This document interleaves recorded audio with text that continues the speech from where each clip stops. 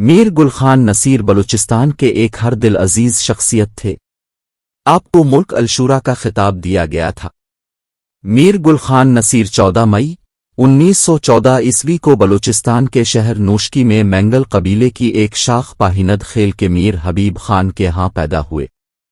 اب ایک مقبول سیاستدان، ایک قوم پرست شاعر، تاریخ دان اور صحافی کی حیثیت سے پہچانے جاتے ہیں۔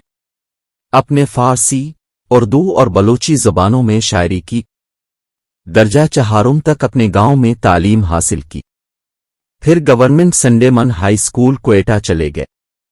میٹرک کے بعد اپنے اسلامیہ کالج لاہور میں داخلہ لیا۔ 12ویں جماعت میں انگیٹھی سے ایک کوئلہ کا ذرہ آپ کی آنکھ میں چلا گیا، جس کے باعث آپ واپس گھر آ گئے۔ اسلامیہ کالج لاہور ادبی و سیاسی سرگرمیوں کا گڑھ تھا۔ اس دور میں بلوچستان مختلف حصوں میں بٹا ہوا تھا۔ ایک حصہ چیف کمشنر کے ماتحت تھا، باقی صوبہ ریاستوں میں تقسیم تھا، جنہیں انگریز مقامی قبائلی رہنماؤں کے ذریعے کنٹرول کرتے تھے۔ لاہور سے واپس آ کر اپنے انجمن اتحاد بلوچستان کی تنظیم میں شرکت اختیار کی۔ یہ تنظیم 1921 عیسوی میں قائم ہوئی تھی۔ 1936 میں یہ تنظیم جب غیر فعال ہو گئی تو بلوچستان کے نوجوانوں نے انجمن اسلامیہ ریاست قلات کے نام سے تنظیم بنائی۔ میر گل خان نصیر صدر اور عبد الرحیم خواجہ خیل اس کے جنرل سیکریٹری منتخب ہوئے۔ مشرقی پاکستان کے سانحہ کے بعد میر عطا اللہ مینگل کی وزارت عظمیٰ کے دوران اب صوبائی وزیر تعلیم، صحت اور انفارمیشن کے صوبائی وزیر تھے۔ آپ کے دور میں بولان میڈیکل کالج کا سنگ بنیاد رکھا گیا۔ اس دوران بلوچستان حکومت کے اکبر بگٹی سے اختلافات بہت بڑھ گئے۔ پاکستان کے وزیر اعظم ذوالفقار علی بھٹو نے نیشنل عوامی پارٹی کو عدالتی حکم پر غدار قرار دیے جانے کے بعد موجودہ عوامی نیشنل پارٹی سے جان چھڑانا چاہتے تھے۔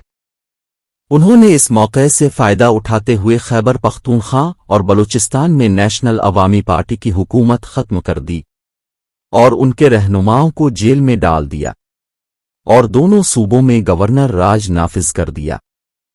اس کے ساتھ ہی بلوچستان میں ملٹری آپریشن شروع کر دیا گیا۔ جب پاک آرمی میر گل خان نصیر کے 72 سالہ بھائی میر لونگ خان کو گرفتار کرنے دشت گوران میں داخل ہوئی تو میر لونگ خان نے ہتھیار ڈالنے کی بجائے مزاحمت کا فیصلہ کیا۔ پاک آرمی کے ساتھ مقابلہ ہوا۔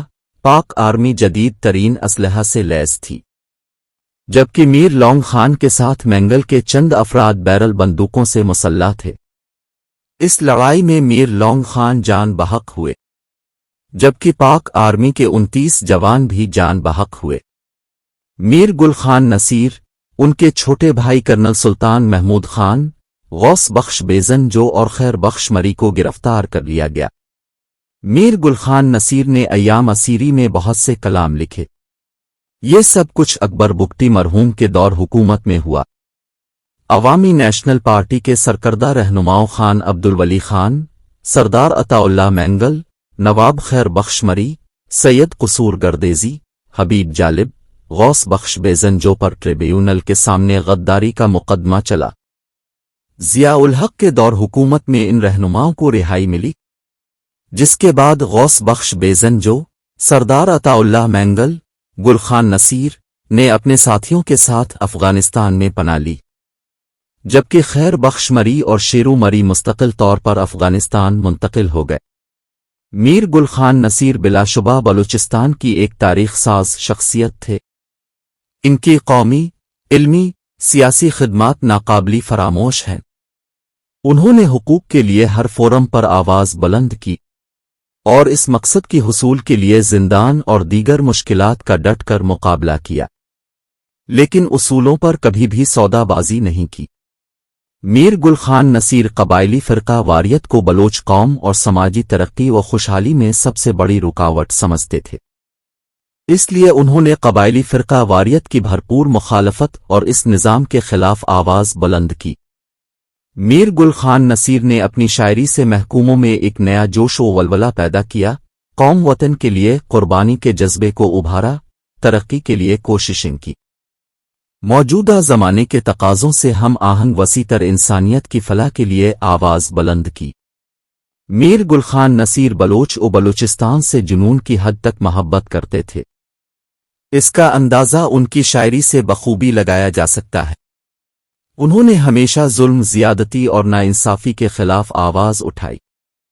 بلوچ تاریخ میں میر گل خان نصیر ایک ایسا سنہری باب ہے جس نے بلوچ معاشرے میں سیاسی شعور کو روشناس کرایا، بلوچی ادب میں ترقی پسند ادبی سوچ کو پروان چڑھایا، ہمیشہ تعلیم کی بات کی، اور ایک ایسے لیڈر کے طور پر نمایاں رہے جس کی قول و فعل میں تضاد نہیں تھی۔ وہ ایک حقیقت پسند، دور اندیش اور روشن خیال مفکر تھے جس نے انتہائی سخت حالات کا اصولوں پر کاربند رہ کر مقابلہ کیا۔ میر گل نصیر عدم تشدد کی نظریے پر عمل پیرا ہو کر اپنی تحریروں میں حق اور صداقت، مہر و محبت، امن و یکجہتی کا پیغام دیتے رہے، اور امن دشمنوں، منافرت پھیلانے والے تنگ نظر سوچ کی ہمہ وقت مزاحمت کی۔ میر گل خان کے تصنیفات میں تاریخ بلوچستان، کوچ و بلوچ، بلوچی شاعری کتاب گارید اور گلبانگ شامل ہیں، اور ایک کتاب بلوچستان کے سرحدی چھاپا مار کا ترجمہ کیا۔ اب 6 دسمبر 1983 کو مڈ ایسٹ ہسپتال کراچی میں کینسر کے موذی مرض کے وجہ سے انتقال کر گئے۔